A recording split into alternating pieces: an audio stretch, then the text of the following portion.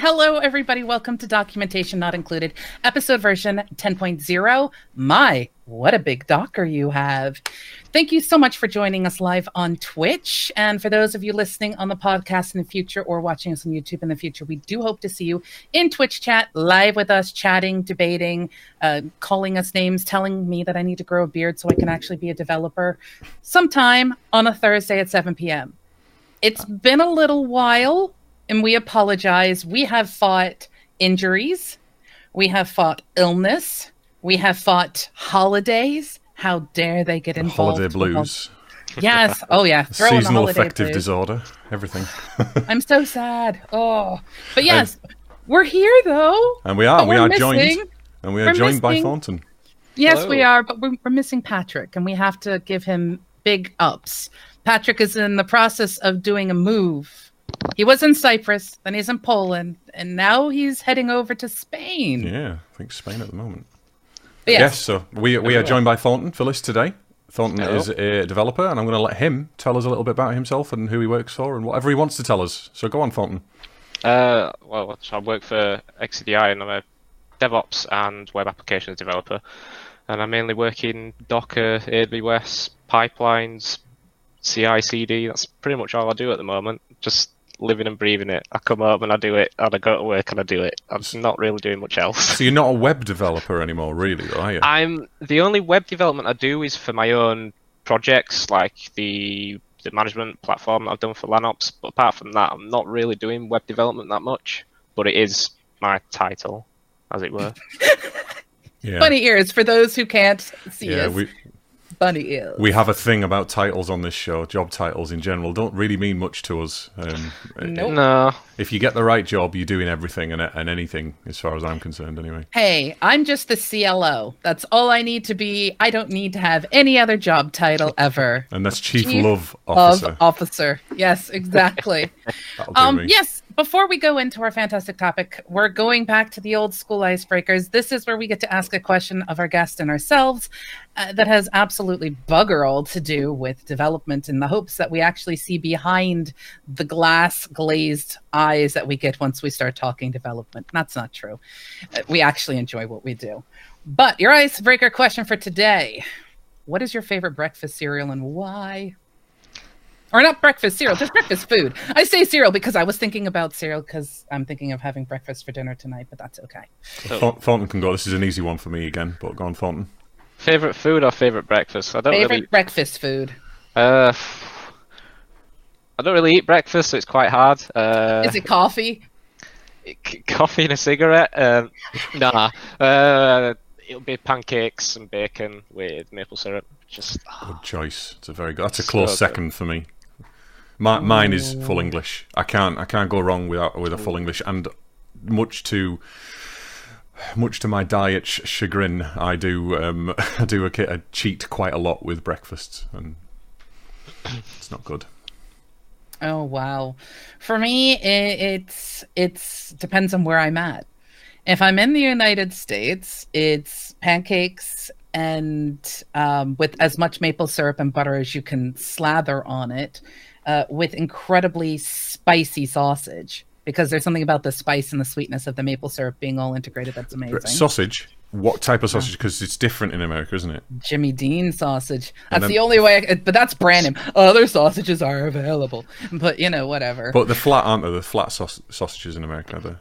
No, in this particular case, it comes in a casing, but like here we have casing, which is usually like the lamb's intestines or whatever or pig intestines, which is used to wrap all of the sausage meat in. And Jimmy Dean's the kind I'm talking about. They don't have a wrapping. It's just a plastic thing that you cut off and then you squeeze it out, or you can unroll it and chop it and make sort of flat sausages like you would get at like McDonald's or something. But yeah, it's a thing. Oh, it's basically just sausage meat by the looks. Yeah, that's pretty much what it is. Yeah. But I like it to be really, really hot and spicy. But if I'm here in the United Kingdom, for some reason, I have this small obsession with cereals.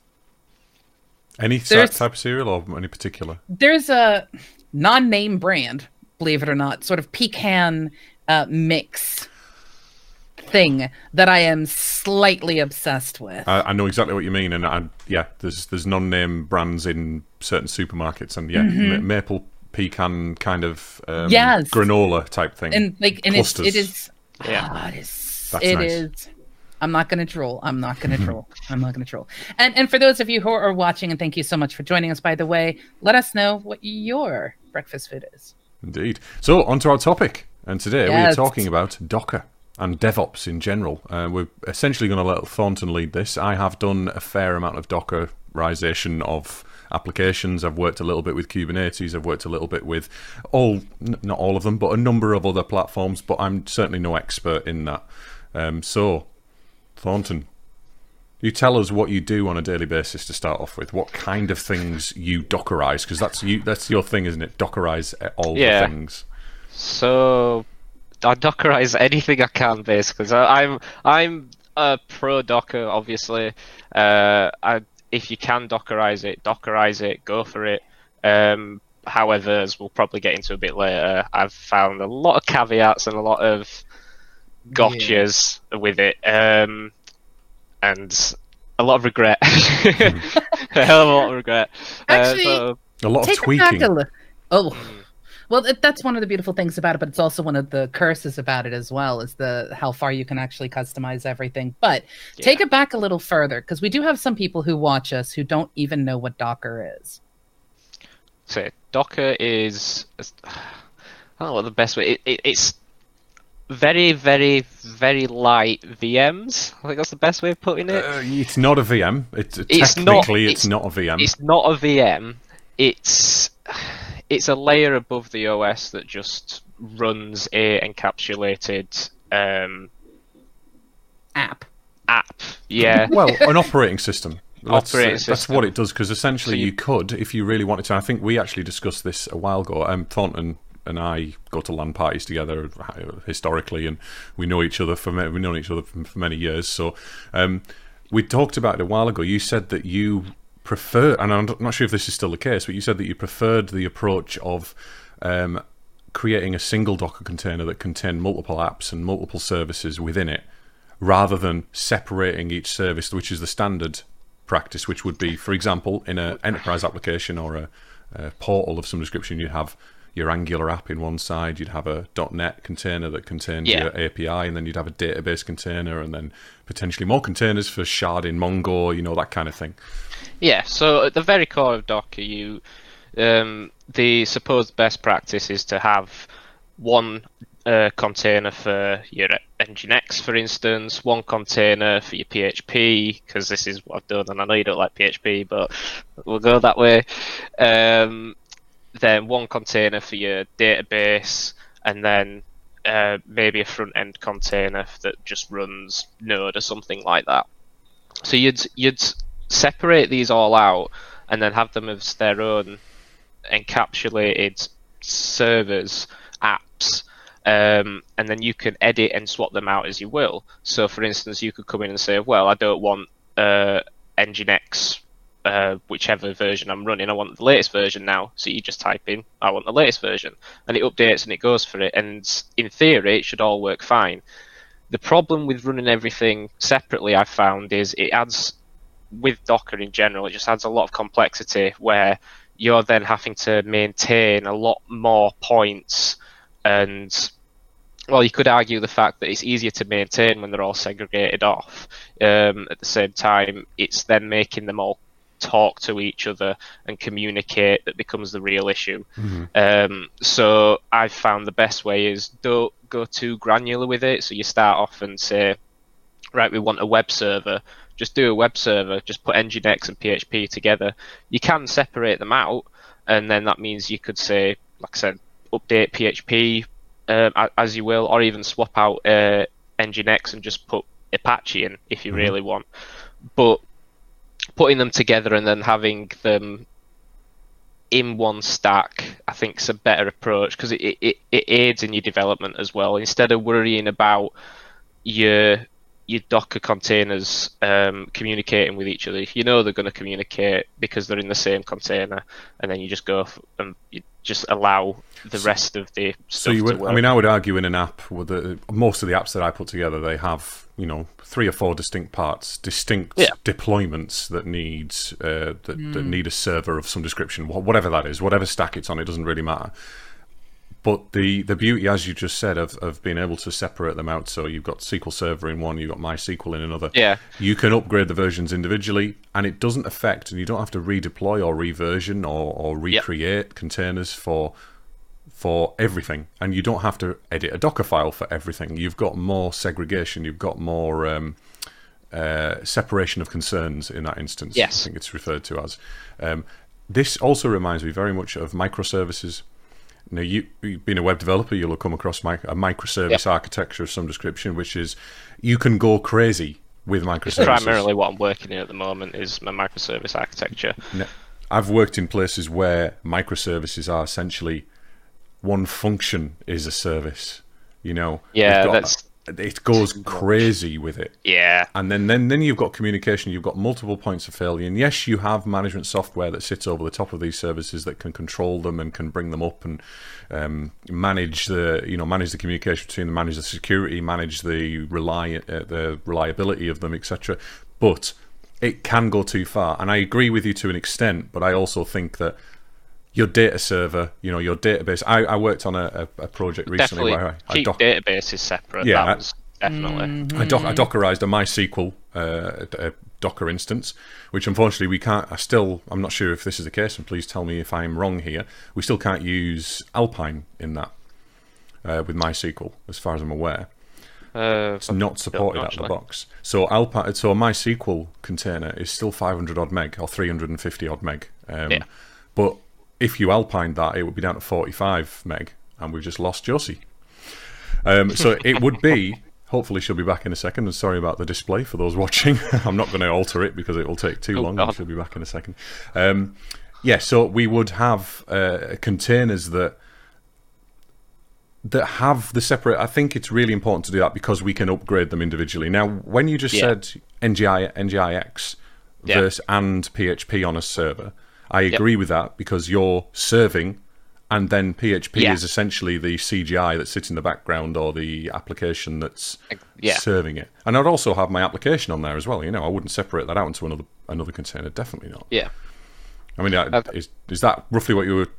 Yeah, I tend to go for the so instead of looking at, like you were saying, going for the granular separation, I try to go for the more overview and say this is an app, this is serving a purpose, this is one Docker file, and then that's it. But like I said, we will separate out databases and Redis, for instance, things like that. I'll come back.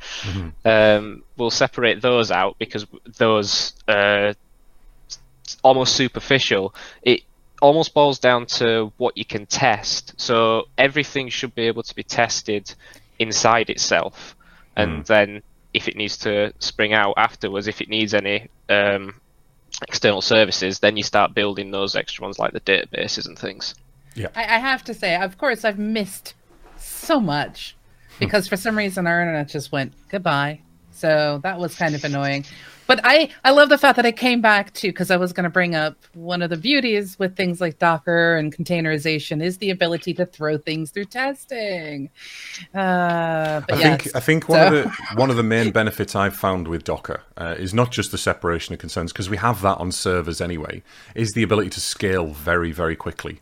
Oh, yeah. I mean, scale horizontally. So in an enterprise, you start an application, you say you've got a startup, right? You don't know how many users are going to adopt your app. So you throw it onto a DigitalOcean node or a Linode node or something, or wherever you want to put it on your internal systems, on some other cloud, some VM somewhere, and you Dockerize it.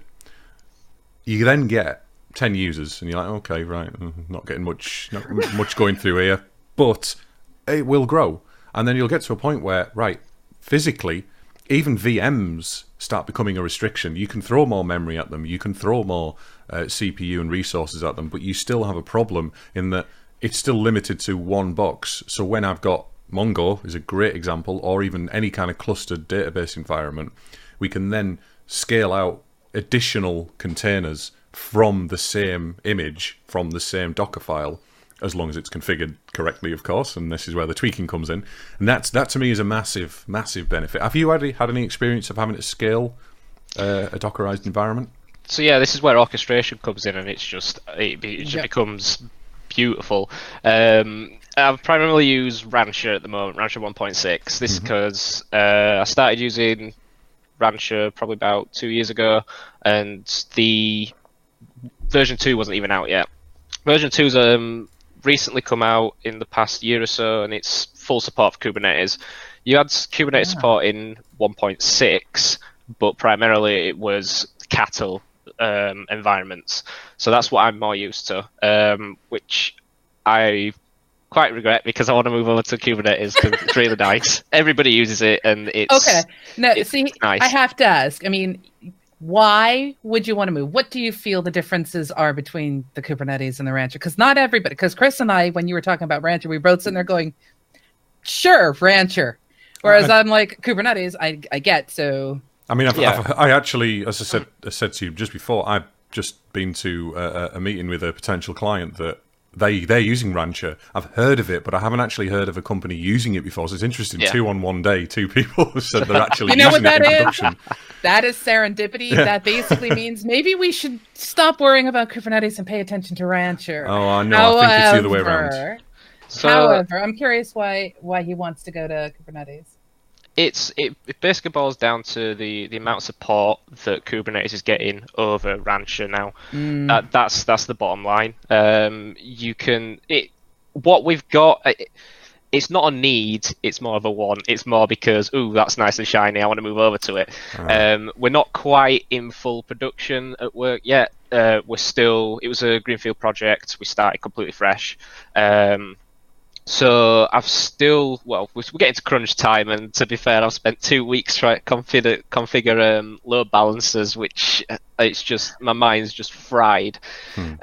So I'm kind of not wanting to spend more time on it. Rancher 1.6 works fine. It honestly, Cattle is a good environment. I use it on my home stack for my primary stuff, and then I've got a Kubernetes environment that I use for just messing about with.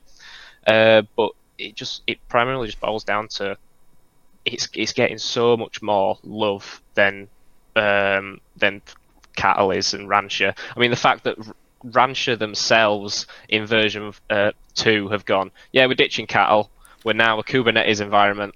Everything that says a lot. Every other service that I come across has Kubernetes support now. I've never seen anything with Rancher support. Well, neither have I, but that makes me question. I mean, you're saying that right now you're at a point where you're just like, Rancher does what it needs to do. Do you think it's going to have an impact on the future?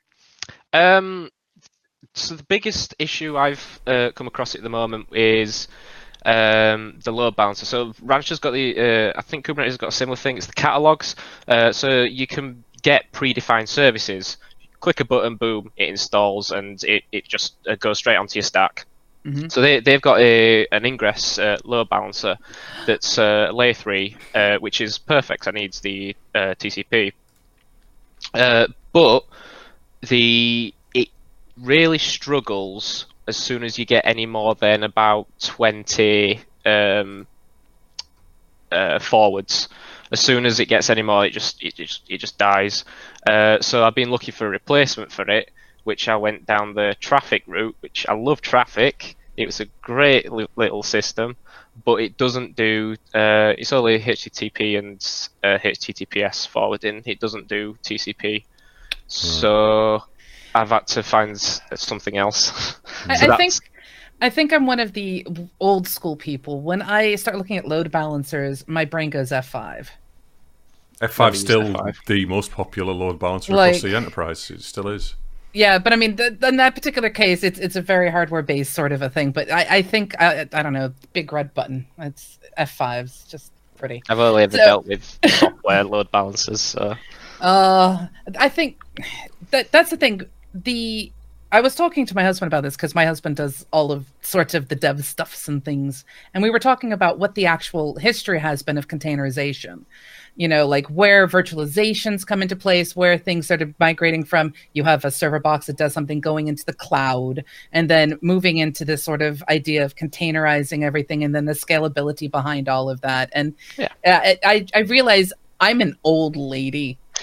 You know, that's what I've come away from with that conversation. I've touched on almost all of it. I've touched on it literally. I mean, Docker is probably the biggest thing that I've invested time into, and I now understand it more than enough to Dockerize anything and everything. You know, some of it might take longer than others because it gets more complicated, but that's the beauty of it. I've been involved in systems in general for ages.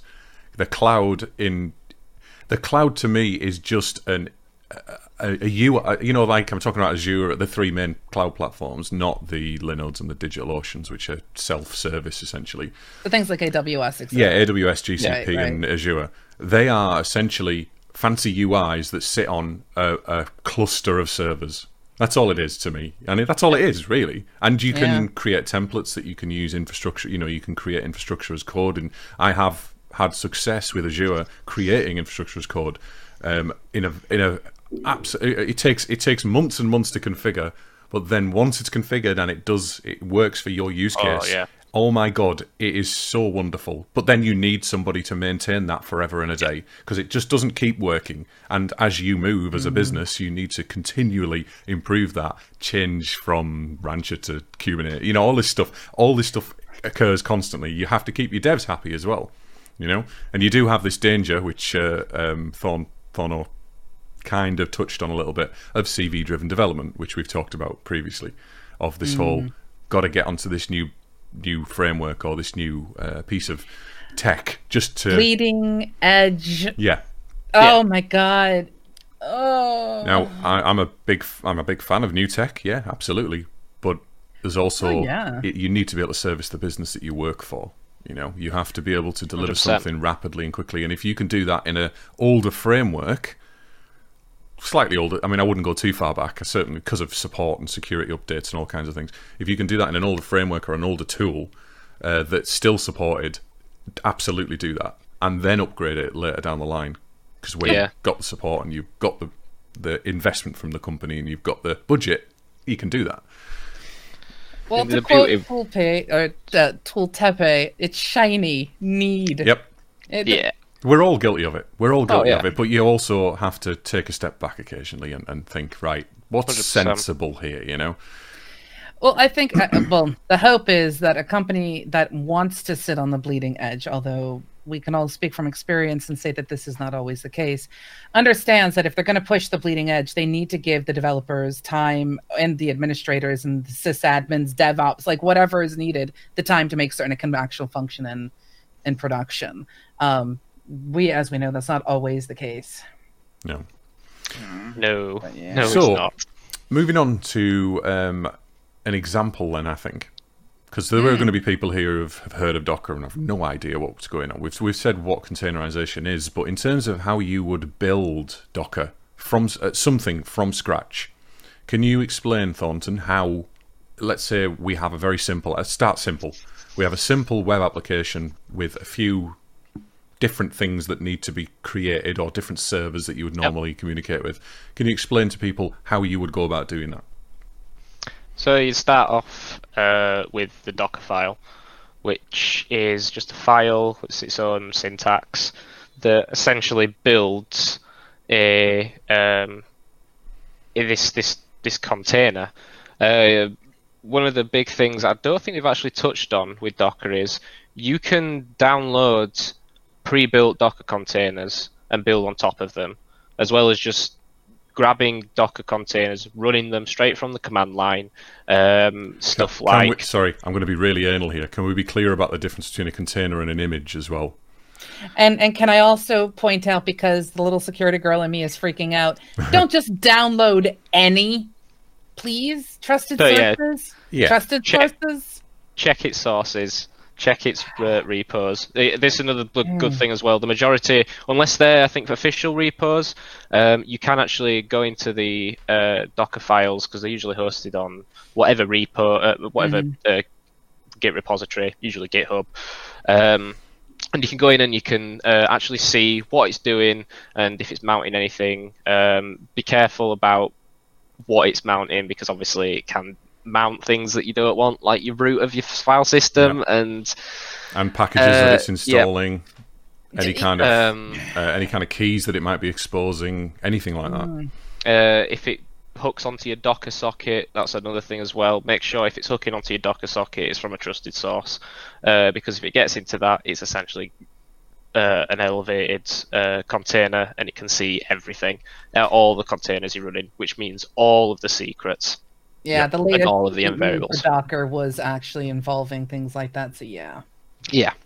What was the other one? Images versus. Yeah, so images versus containers. Yeah. So you said container quite a few times, and you said you can go and download a container. Now you're actually downloading an image. It's an image of. An image is essentially an image, like a CD image of an operating system or of a particular Docker configuration. And what you then do is you create a container using various Docker commands or a Docker Compose file or Swarm or whatever, or Kubernetes or whatever you decided to use. And that instantiates a version, or rather a copy, not a copy.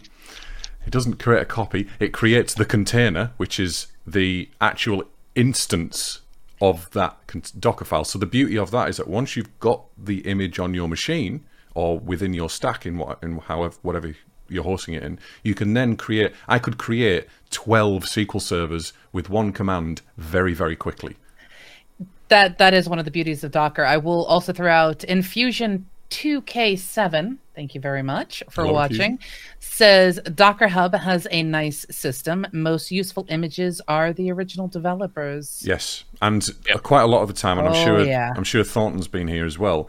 What I've done is I've downloaded a pre-built image, and then I've just ran a pre-built image. It downloads it automatically from the official Docker source, and then I've realized actually this isn't quite configured how I need it to be configured. So I will then copy the Docker file from the source, then tweak it, update it, take things out, change things. A lot of the time, sometimes it's just changing the base image to an Alpine image or something like that.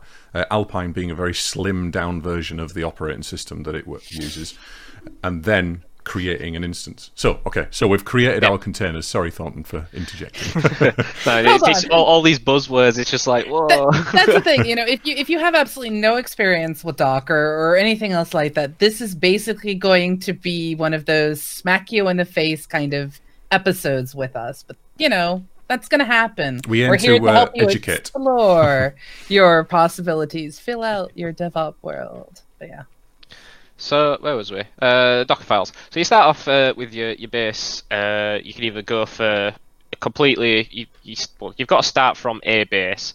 So you can either grab a pre-built image, like, or if you want a web app, you could download a Nginx that's already got PHP on, Apache that's already got PHP on, just Apache or Nginx. You can either go for... That will be based on Debian or some kind of base Linux image, which I'm not sure where they come from, actually, the actual base images. I'm not sure how they come about. You can start with just base and build from there, if I remember correctly. And I think it's a scratch image, but I'm not 100% on that because I've never done it before. I've literally never had to. So. Most of us don't have to, and that's the point. It's nice that it's there. The actual images themselves and everything with the Docker file can actually be done, and I know of a couple companies that do that build their own. Once you know exactly what you're trying to build your app for, you literally can customize it for yourself and thus make certain everyone's sort of on the same page. Yeah. Fingers crossed, as we know in that particular case. But yes, going on. So you get the official images, like Chris said. You get the Debian, Alpine. You can go Ubuntu if you want. I don't really know much else you'd want to go for, to be perfectly honest. There's a few, but yeah. But SUSE, everyone forgets SUSE. I haven't been SUSE in years. So you start with whichever image you want, and you just literally just build on top of it. So the syntax is usually like run, and then your bash command. You can do things like set env variables. You can copy files from your host system. Copy files from your host system. Set up mount points from your host system, which is brilliant for development. So you could just have a container that's just a whatever stack you're running, a full LAMP stack or anything, and just have these containers running it, and then just mount in your source code, and it works. You can just type away, develop. A great example of something like that is MySQL. If you mount a local, I've done this quite a lot of times actually. You mount your local file system to var.dev MySQL or whatever it's called in. I don't know Linux that well off the top of my head anyway. And then you can recreate that container using a new script or a new Docker file, but it will use the same files. So you can upgrade SQL without actually having to update the data. I mean, there will be some updates you have to do, but generally you'll still have all of the data that you originally had, and you can go back and forth and play around with the Docker file and the actual config. So the data itself can be backed up separately. It's wonderful how it works. So you can do persistent storage. To test whether you can handle an update too. Yeah. You can do persistent storage, which is it's great, and but you've got to remember that to do persistent storage, because one thing about Docker containers, when you run them, they're contained. If what happens in that container after it goes, if it's not mounted somewhere, it's gone. You can rerun it. Yeah. You can stop it and rerun it, but it's very easy to just delete the container and just be like, "Oh crap, it's gone." Yeah. And it's gone. And there's no way to get that back unless you have something like Kubernetes that does backups and does versioning of some description. Yeah, it's very. That's one of the gotchas. You've got to make sure that what is needed to be persistent is persisted on the host system, which the majority of containers. This is the other. Images. This is the brilliant thing about it as well. You go to the Docker Hub, and the readmes that people put on them are usually really, really good, and they'll tell you exactly what you need to run, and it's literally copy paste, boom, done. Most of the time. Not always. There's a fair few gotchas with certain containers I've used. Well, you're relying on the people who actually update to keep their README files updated, and as we know, documentation's never included. Hello, name drop of the show. Infusion points out, as a side note for the Microsoft-centric developers, Docker now allows you to run the base environment in Windows kernel. Yep. That's how I started, actually. I started playing around with Windows. I'm a Windows developer, so I use a Windows operating system for development. I started with it. I don't like it. I have to be honest with you. It's so clunky, and I don't need to either, because all of the tech that I use these days, .NET Core, even SQL Server, can be ran in Linux, and it's very reliable as well these days. I started, my first experience with Docker was the experience that destroyed my Windows machine. Right. So, my first experience with Docker was basically oh, wow, okay, let's see how this whole thing works. Oh, I can do nothing. There was something wrong with the install or something like that, but this was... You also have a problem with platform agnosticism. It's been a while. In that if you create a Windows kernel, or you use the Docker for Windows can select between the two. You can either choose Linux or Windows, and you can change it ad hoc, but you probably don't want to once you've installed it. If you choose, come on, you want to break everything. You're going to try everything. It's the only way to learn. Yeah, if you choose Windows, you essentially are installing a Windows operating system within a Docker container, and then you can't deploy that to a Linux environment at all, because Linux just does not support the Windows containers. But if you use it if you use Linux containers, you can deploy them on Windows. The only problem I've had with that is some images do not support Mongo specifically. In this instance, didn't support volume mapping for the Mongo shards that I was working with. That was the only thing. Yeah, and it was something to do with the file system that Mongo used in particular, and it doesn't matter. It wasn't the end of the world, because I just turned it on for production, turned the volume mapping on for production, and didn't have it on for development, and just destroyed the data whenever I'd redeploy. That's all right. Yeah, well, it was fine, to be fair, in development, because the way that I develop is I create and make sure that I make sure it works on other people's machines. Put it that way. I try my hardest. You will work on everyone else's machine because my name is Chris and I am perfect. Nearly perfect. I have to fit that in the show at least once. Which is actually something we're struggling with at the moment at work. Because obviously with Docker you can say, well, it will work on every machine. Because another beautiful thing about Docker is all the dependencies or anything are self-contained. You literally just need Docker and that's it. I mean, given that it's a Linux system, what I've found is what runs on a Linux system might not particularly run on a Mac system. So we have an issue where the full stack, because we've got all these different applications, microservices, and then I've created a Docker Compose file that just pulls all these images down from Docker Hub and then puts them up in a stack. It works absolutely fine in Linux environments, and everything can ping each other. It can all do the status checks, health checks. Everything's fine and hunky-dory. It's brilliant. As soon as it goes onto a Mac machine, it's something with the mounts, I think. It just, Nginx starts timing out, which causes the logs, which are mounted to disk for a reason that it's debug reasons. I can't remember exactly. So that's the same. That sounds like exactly the same as I just said about the Mongo side of things. Yeah, it just goes crazy. Yeah, well, it won't work. It just will not work. You can't, Mongo won't start up if you have a mount on a Windows system. So it's be similar in that. What I did to solve that is I said I had a production config, or rather, I had production variables, environment variables, and then I had development environment variables, and the development ones essentially just didn't do the mount. That's all it was. That's one of the beautiful things about Docker is you can have those things all set up like that. Mm-hmm. I don't think it was particularly the file types. It could write to disk.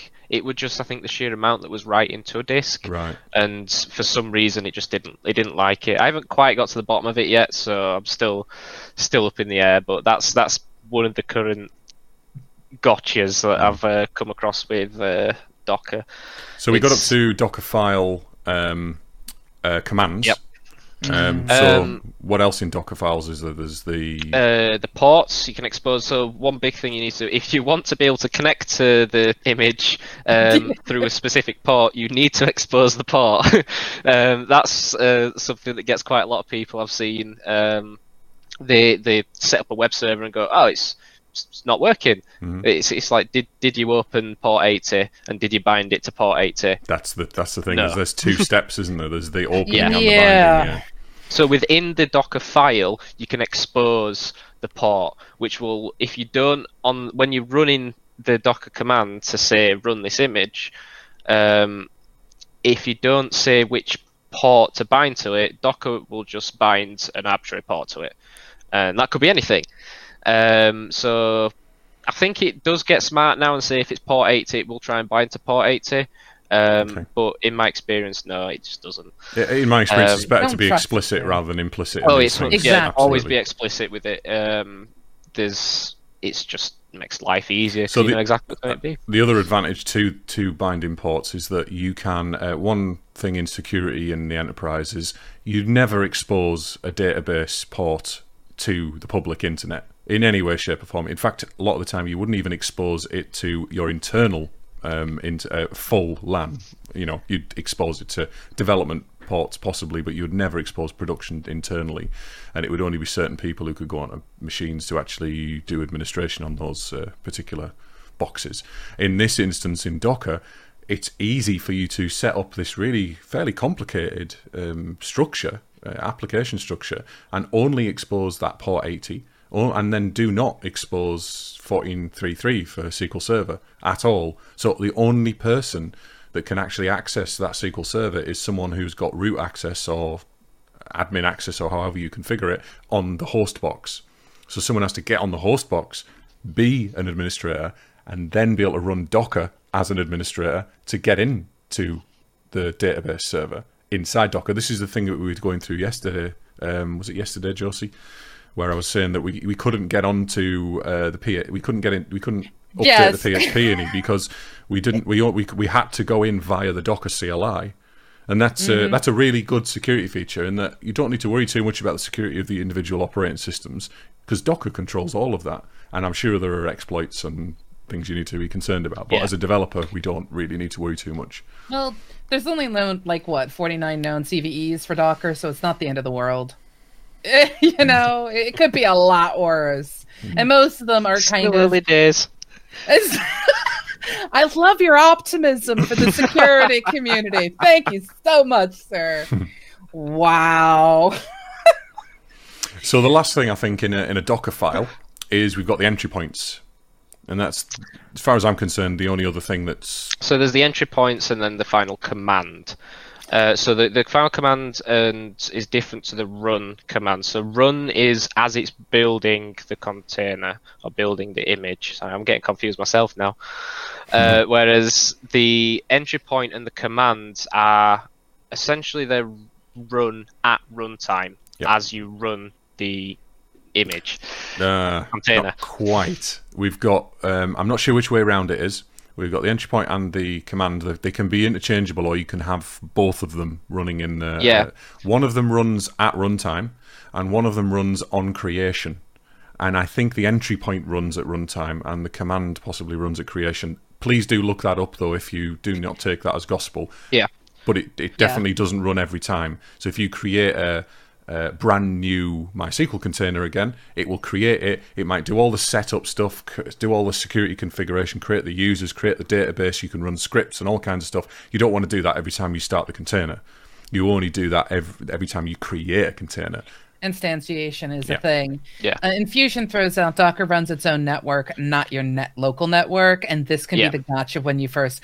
That is actually what screwed me up when I first started messing around in Docker, was understanding how it was actually virtualization, how every bit talk to each other, and it's like having your own little micro LAN inside of which you can Docker configure. LAN. OS. You can configure quite heavily as well the internal LAN. I haven't needed to do that much on it apart from opening ports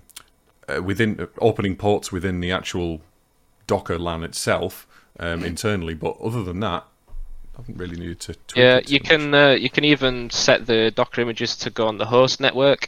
So in that way as well, you don't have to actually open any ports. It just goes on whatever the host has got. I had a problem trying to access the host from the Docker containers for something. I can't remember what it was now.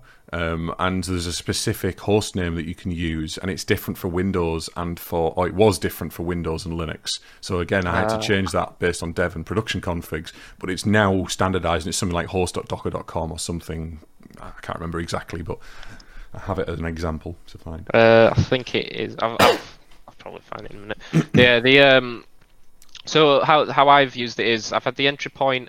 So the instance I'm thinking of is there's a Git container, so you can actually have Git containerized in Docker. So you don't actually have to have Git on your home system, and you literally just run the Docker command to run Git, and then within that container the entry point is set as Git, as in the first bit of the Git command, and then all you have to put in afterwards is just clone whatever, and then that's the command that goes in on top of the entry point. And it clones inside that container as well. Yeah, but you set up a mount point, and it actually it brings it back out onto the host system for you. So we use quite a few things like that for. I love how it keeps abstracting. This is the beautiful thing. Like from the very get-go of our show, we've talked about how things start abstracting further and further away from stuff. It's a rabbit hole. It is. And as stated, you can go way too far. Yeah. I love the fact that I don't need to install SQL Server, MySQL, etc. on my machine, but Git, things like that, tools I will still have locally because I do most of my development locally, and hopefully we'll have time to talk about that today because I think that's quite an important distinction. We're actually at our 45-minute point. We are, yes. So that you know. Time flies, we're having fun. It does, yes. So let's wrap up the Docker file at least anyway. So we have this entry point that runs. The entry point runs, and then you set which command you want, and then afterwards what the trailing arguments for this command can be. So as using Git, for example, you can use the entry point for Git, and then you'd have this trailing argument. You can overwrite these things through the Docker command or through Docker Compose, and it makes things really, really nice and customizable. Really, it's a brilliant way. The command and entry points they're a big gotcha, because even I'm not 100% on it right now. They're interchangeable, but a command can overwrite an entry point, I think, or is it an entry point that can write over a command? This is what I was saying. I'm not sure. It's honestly, it really, Docker becomes Go an see absolute... Docker documentation. Everything will become perfectly clear at that point, because they do include documentation. There's a lot of documentation on these things. God, a hell of a lot. And it changes every version as well. Well, not every You've got version. to make sure you're on the right version as well. Yeah. Because I'm using an older version for legacy reasons. Then you've got Docker Compose, Swarm, Stack, which we will have to cover on another episode, I think. Well, but Docker Compose itself is a wonderful tool in my eyes. Yeah. Okay. So shall we wrap up then? Shall we close the show? We'll hit an RTFM. Yeah. We'll get this in here. So first off, Thornton, obviously you're coming back. What we'll have to do is we'll just put you on our little Docker container and just pull you out when we're ready for you. That's how we should look at our guests now. We're containerizing our guests. Yeah. Docker run Thorno. Oh gosh. I can only begin to imagine what that includes. Just the insanity. But yes, so RTFM is our part of the show where we pick a thing from the dev world or in our companies or whatever it is that we're doing, and we just get a chance to rant, just ever so briefly, about what is annoying us, getting to us, or frustrating us. We've only got 15 minutes. I'm going to say Thorno is it's a fine art for Thorno, this kind of thing, and I'm not going to have an RTFM just to give it to him. I'll tell you what. Here's what I'll do. I'll say mine. It'll be very brief, and then I'm going to let Thorno go. Okay. We've got high expectations. Here is mine. Mine is simply this. Percono, great when it works. The most frustrating thing on the planet when it doesn't. And that's all I'm going to say. Never heard of it. Nope. You haven't? Don't know what that is. Nope. Salt time confusion. It's a MySQL relational database distribution thing that involves 3 different instances of the SQL, and it's sort of rated, but it's not really rated. It's a thing. Right. It's beautiful. It is like godly when it works, but when it doesn't, to quote my husband, because my husband is great at analogies, it's a bit like a VW bus. When it works, it is the best thing in the world. When it doesn't work, you question what you were thinking, why you even considered it. Maybe you should do something else. Maybe you should never have touched it, and maybe you should have forgotten its existence. But when it works, it is godly. So that's all mine. So Thorn, tell me, what's your RTFM? What is the one thing you're going to rant on today? Can I just say that Thorno has his own LAN party, which I'm sure he'll pimp later on, and he's got a Discord channel. And one of the rooms in his Discord channel is called Thorno's Daily Rants. So. Yeah, it's one thing and only one thing. Just about development. About whatever you want. Development would be more topical. We've discussed car issues before. We've talked about servers, professionalism, anything, absolutely anything. If you've got anything very specific on your mind from today, even would be great. Well, let's keep it development. The websites, when you go to websites and you're looking for, you're browsing and you're trying to find, going to use an example that I've been having, a load balancer, you've tried to find a new piece of software to fill a gap, anything, and you go into the websites and they tell you absolutely nothing about the product. It's just, they expect you to know exactly what it is as before you come on. And that really gets to me. I can relate to that in a slightly different way. I do a lot of looking at companies, doing research on other companies that don't have an about section, or when you go onto a a celebrity's website and they assume you know who they are. Right, fair enough, they've got 14 million Twitter followers, but I don't know who you are. I've got, Are you a singer? Are you a... That kind of thing, yeah. Don't assume that people know what you're selling or what you're doing. Have a detailed section, at least, you know? Well, see, this is the thing. I remember, gosh, a long time ago. I remember when the Super Bowl back in the United States, when I was way back when I lived there, so we're talking back before 2000 type thingies. But anyway, during the Super Bowl, they started doing commercials where they were very, very tech focused. And I don't remember the exact commercial, but it was an IBM commercial. And they were talking about something. And I was sitting there going, I don't know what you're talking about at all, which made no sense to me. So, of course, what do? You go look it up. And even then, I was sitting there going, what? And now I spend we've talked about this on previous episodes. We like to dally in the latest and greatest. We like to see what's out there. I'm an early adopter. I am someone who will happily get involved, like, at the grassroots level when you're just concepting the idea. And sure, I'll come, I'll test, I'll give you feedback, I'll let you know my thoughts, all those things. I'm a stable adopter. Whereas I'm perfectly fine with your adoption. But when I go to look up things or I'm investigating something, just like you said, Thornton, I will run across the company that's like, all the acronyms and all of the explanations for the problems they solve, but it doesn't tell you anything. It's almost like there's a line between calling your visitors to your site stupid and being at a point where, like when I went through my master's degree, a teacher said, you're going to get to a point in the subject matter where you're not going to have people to talk to, because you're just going to be so far into the subject that no one's going to understand a word out of your mouth. That happens in development a lot. I mean, just as an example, Stack Overflow, you try and sometimes you get to a point where you've got no idea what to do. There's nothing anywhere on GitHub and issues. There's no blogs about it anywhere. You post a question on Stack Overflow, nobody responds. You know, that's the last step for me is doing that.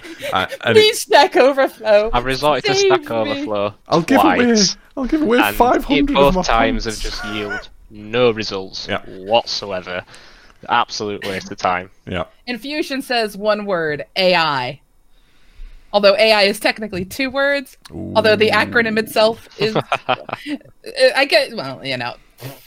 I'm being pedantic and silly. AI and machine learning is something I have yet to really touch upon. I want to have a look, but it's just one of them things. It's so deep, you know. You know what fascinates me? It's neural networks. Yeah, that is, I think, where my obsession really lies. But you know, fascinates me, but it's just I've got too many hobbies. That is an entire hobby or career in itself, and I can't. I want to be able to shut off on occasion.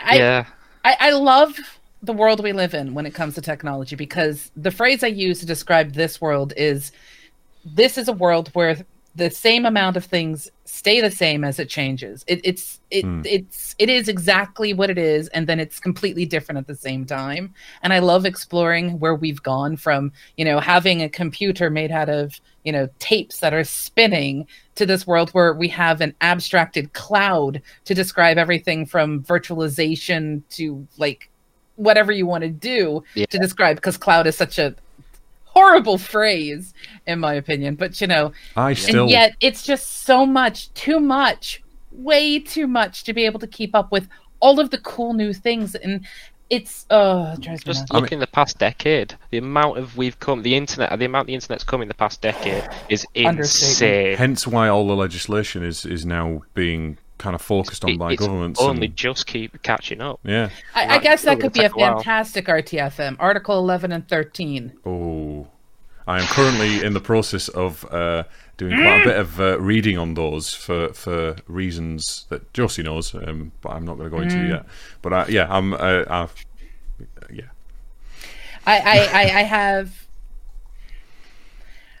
have thoughts. I have a lot of thoughts about that. Not enough time in an RTFM section in any way, shape, or form to get into it. Nope. So what we'll say then is it brings us to the end of our show.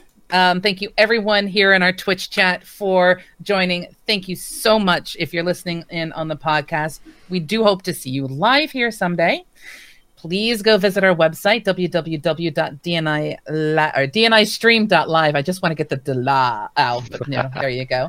You can find links there to our Discord, our GitHub, which now officially has tests for our website. Some tests. Some tests, but it has tests.